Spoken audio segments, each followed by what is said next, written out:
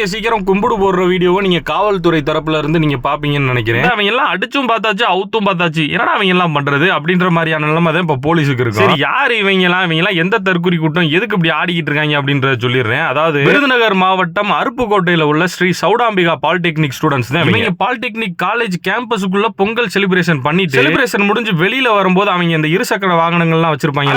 எந்த வண்டின்னு தெரியலையா, அந்த வண்டி தாங்க. அந்த பேத்தனமா பெத்தவங்கள்ட்ட அடம் பிடிச்சு தாலி எத்து வாங்கியிருப்பாங்களே அந்த இருசக்கர வாகனங்கள் தான். அதை வச்சுக்கிட்டு என்ஜாய்மெண்ட்ன்ற பேர்ல பொதுமக்களுக்கு இடையூறு ஏற்படுத்தும் விதமா ரோட்ல வச்சு பைக்கால குரல் வித்த காமிச்சுக்கிட்டு இருக்காங்க.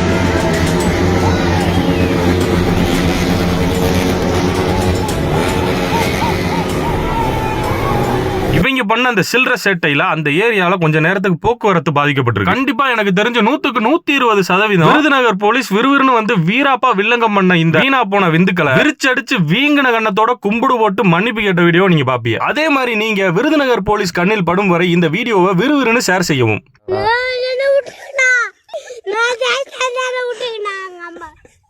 ஒன்னும் பண்ண மாட்டாங்கடா, கார்ல எடுத்துன்னு போவாங்க.